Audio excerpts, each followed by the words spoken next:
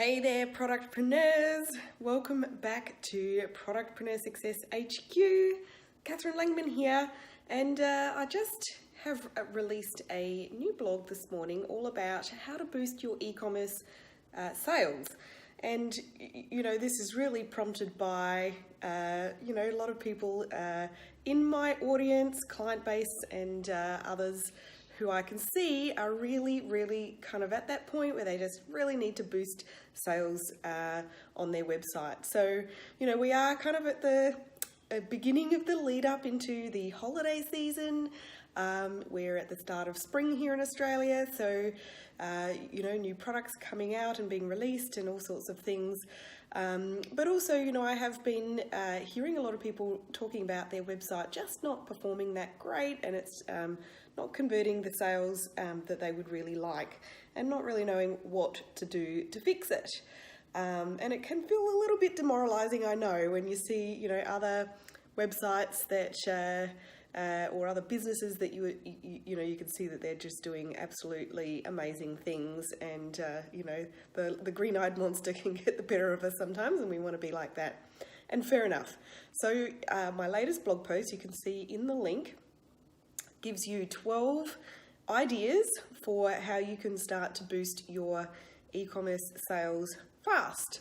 So these are, quick stop ideas that you can kind of get up and running really quickly, and they should give you a fairly quick boost to your sales.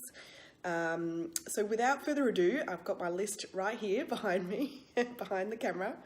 So the first idea, and this is in no particular order, I don't have any particular favorites on this list.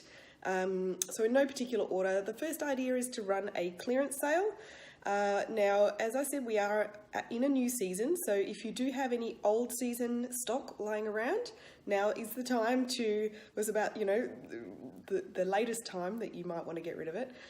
Or you can have a clearance section on your website and include it, as a link in the bottom of your email newsletters as well. So a lot of times we'll see that customers will go and buy something new, and then they'll go to the sales section and add some of those things as well. Second idea is to hold a Facebook garage sale. Now, a couple of my clients have done this with quite good success. Again, this is when you're really wanting to get rid of old stock. And anything that's just been sitting around, it's taking up shelf space, and it's also taking up capital. So freeing up some cash from that stuff would be ideal. So generally speaking, you don't expect to make huge amounts of profit on a garage sale type event. It's to clear that stock and to free up that cash so you can spend it on something else that's going to sell better.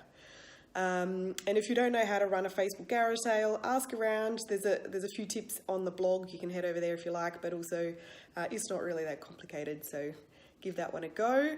Another idea, not sale related, jump on Facebook Live and demonstrate a new product. Now, I know a lot of you don't love getting in front of the camera, but it doesn't have to be anything sort of schmick or super professional. You don't need any, fabulous kind of expensive video gear. You can just use your iPhone, which is what I'm doing now, and, demonstrate a new product. You don't even have to get in front of the camera if you don't really want to. But video is absolute king these days, and video consumption on social media is on the increase, and I have definitely seen clients of mine sell new products really quickly by showing them off on Facebook Live.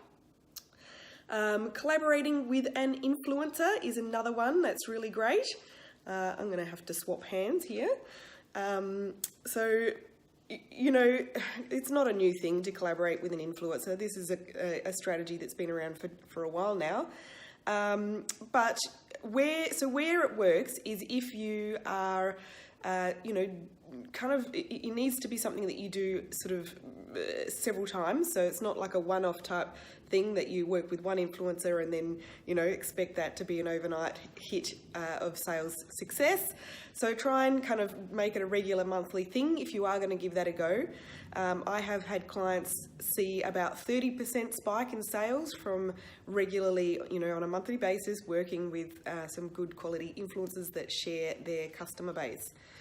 Another one is to run a themed promotion. So themed promotions like Mother's Day, World Environment Day, Breastfeeding Day or Week. I think that's been just recently. Coming up, there's obviously Black Friday, Cyber Monday. That's a pretty big campaign. But, themed promotions like, even something like something to do with spring now that we're in spring. Pick some kind of an anchor point that you can theme a promotion around. Put together some cool bundles that work with that theme, and pull together some imagery that relates to the theme, and get that out there on social media and email, and of course on your website. What else have I got on my list? Oh, promos like buy 2 get 1 free, that sort of thing. Any kind of bundle that entices a slightly bigger average order value is good for you, but it's also giving good value to the customer. They usually work really well. Free shipping, that it is it's been something that works really well for most of my clients consistently, especially if it's free express shipping. I know express shipping can be expensive in Australia, but if you are able to do it even just like a flash event over a weekend, you should see a good spike of sales from that. Another cool idea, and again, this is not a discount related thing, is if you run a loyalty program, remind your loyalty point holders to use up any points that are due to expire. So that's, that takes a little bit of digging around in your system. It's not too onerous though, and you may see some good sales from that, especially if you combine that with some other kind of promo as well, so give them some kind of excuse to get onto it. Do a product launch. So I'm a big fan of pulling together, comprehensive product launch campaigns. And I definitely have some other blogs on my website that you can go and check out if you want to find out a bit more about how to run a solid product launch.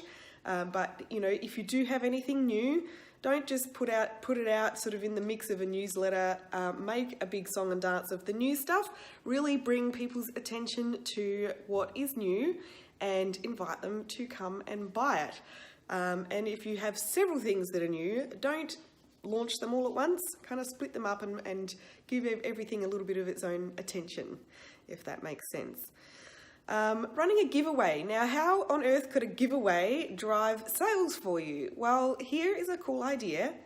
If you have a product that's, one of your most popular products, preferably something that is of a reasonably high value, like a couple of $100, offer that up as a giveaway, run it for a month. Excuse me, I'm at the tail end of a cold at the moment. Run a giveaway, and basically how you enter is anyone who spends over a certain dollar amount in your store for the month gets to enter the giveaway. Now, if you are offering up a super popular hot ticket item as the prize, you need to sort of include